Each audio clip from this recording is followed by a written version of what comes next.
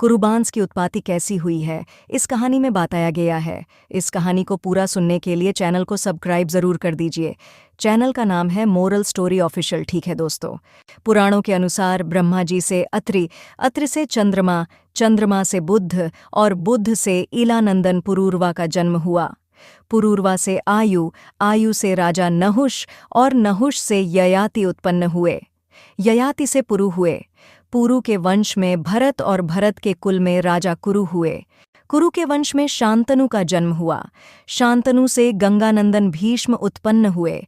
उनके दो छोटे भाई और थे, चित्रांगद और विचित्रवीर्य। ये शांतनु से सत्यवती के गर्भ से उत्पन्न हुए थे।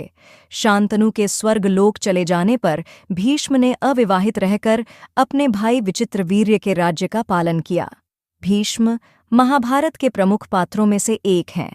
ये महाराजा शांतनु के पुत्र थे। अपने पिता को दिए गए वचन के कारण इन्होंने आजीवन ब्रह्मचर्य का व्रत लिया था। इन्हें इच्छा मृत्यु का वरदान प्राप्त था। एक बार हस्तिनापुर नरेश दुष्यंत आखेट खेलने वन में गए। जिस वन में वे शिकार के लिए गए थे, उसी वन में कण्व ऋषि का आश्रम था। कण्व ऋषि के दर्शन करने के लिए महाराज दुष्यंत उनके आश्रम पहुंच गए। पुकार लगाने पर एक अति लावण्यमयी कन्या ने आश्रम से निकलकर कहा, हे राजन, महर्षि तो तीर्थ यात्रा पर गए हैं, किंतु आपका इस आश्रम में स्वागत है। उस कन्या को देखकर महाराज दुष्यंत ने पूछा, बालिके, आप कौन हैं? बालिका ने कहा, मेरा नाम शकुंतला है और मैं कण्व ऋषि की पुत्री हूँ। उस कन्या की बात सुनकर महाराज दुष्यंत आश्चर्यचकित होकर बोले, महर्षि तो आजन्म ब्रह्मचारी हैं, फिर आप उनकी पुत्री कैसे हैं?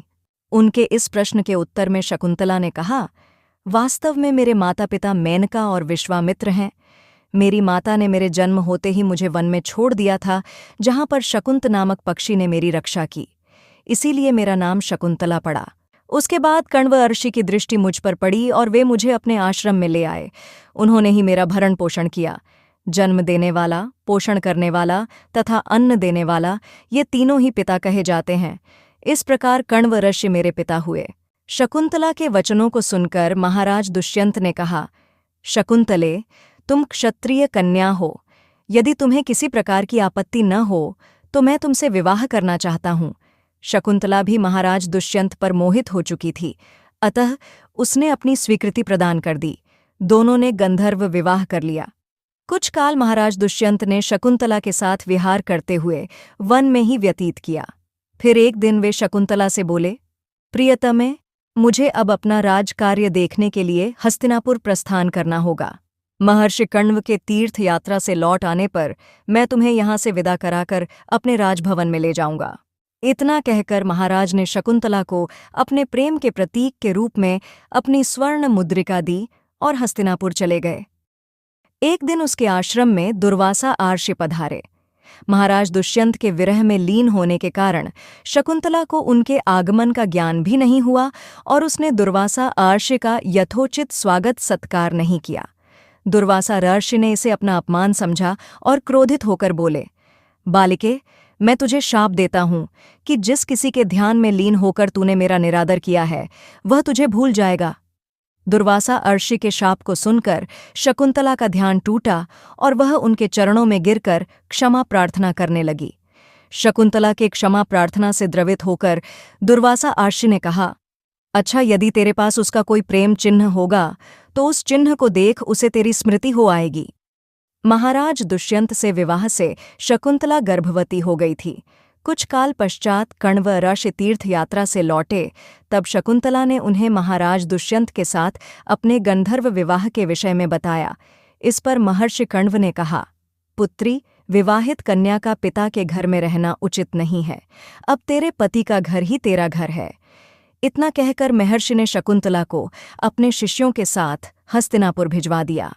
मार्ग में एक सरोवर में आचमन करते समय महाराज दुष्यंत की दी हुई शकुंतला की अंगूठी, जो कि प्रेम चिन्ह थी, सरोवर में ही गिर गई। उस अंगूठी को एक मछली निगल गई। कण्व ऋषि के शिष्यों ने शकुंतला को उनके सामने खड़ी करके कहा, महाराज, शकुंतला आपकी पत्नी है, आप इसे स्वीकार करें। महाराज तो दुर्वासा ऋषि के शाप के कारण शकुंतला को विस्मृत कर चुके थे। अतः उन्होंने शकुंतला को स्वीकार नहीं किया और उस पर कुलटा होने का लांछन लगाने लगे। शकुंतला का अपमान होते ही आकाश में जोरों की बिजली कड़क उठी और सबके सामने उसकी माता मेनका उसे उठा ले गई। जिस मछली ने शकुंतला की अंगूठी को निगल लिया था, एक दिन वह एक मछुआरे के जाल में आ फंसी।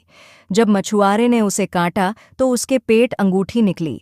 मछुआरे ने उस अंगूठी को महाराज दुष्यंत के पास भेंट के रूप में भेज दिया। अंगूठी को देखते ही महाराज को शकुंतला का स्मरण हो आया और वे अपने कृत्य पर पश्चाताप करने लगे। महाराज ने शकुंतला को बहुत ढूंढवाया, किंतु उसका पता नहीं चला। कुछ दिनों के बाद देवराज इंद्र के निमंत्रण पाकर देवासुर संग्राम में उनकी सहायता करने के लिए महाराज दुष्यंत इंद्र की नगरी अमरावती गए। संग्राम में विजय प्राप्त करने के पश्चात जब वे आकाश मार्ग से हस्तिनापुर लौट रहे थे तो मार्ग में उन्हें कश्यप ऋषि का आश्रम दृष्टिगत हुआ। उनके दर्शनों के लिए वे वहां रुक गए। आश्रम में एक सुंदर बालक एक भयंकर सिंह के साथ खेल रहा था। मेनका ने शकुंतला को कश्यप ऋषि के पास लाकर छोड़ा था तथा वह बालक शकुंतला का ही पुत्र था। उस बालक को देखकर महाराज के हृदय में प्रेम की भावना उमड़ पड़ी। वे उसे गोद में उठाने के लिए आगे बढ़े तो शकुंतला की सखी चिल्ला उठी, हे भद्र पुरुष, आप इस बालक को न छुइए, अन्यथा उसकी भुजा में बंधा काला डोरा सांप बनकर आपको डस लेगा। यह सुनकर भी दुष्यंत स्वयं को न रोक सके और बालक को अपने गोद में उठा लिया। अब सखी ने आश्चर्य से देखा कि बालक के भुजा में बंधा काला गंडा पृथ्वी पर गिर गया है। सखी को झांत था कि बालक को जब कभी भी उसका पिता अपने गोद में लेगा, वह काला डोरा पृथ्वी पर गिर जाएगा। सखी ने प्रसन्न होकर समस्त वृत्तांत शकुंतला को सुनाया। शकुंतला महाराज दुष्यंत के पास आई। महाराज ने शकुंतला को पहचान लिया। उन्होंने अपने कृत्य के लिए शकुंतला से क्षमा प्रार्थना किया और कश्यप ऋषि की आज्ञा लेकर उसे अपने पुत्र सहित अपने साथ हस्तिनापुर ले आए। महाराज दुष्यंत और शकुंतला के उस पुत्र का नाम भरत था। बाद में वे भरत महान प्रतापी सम्राट बने और उन्हीं के नाम पर हमारे देश का नाम भारतवर्ष हुआ।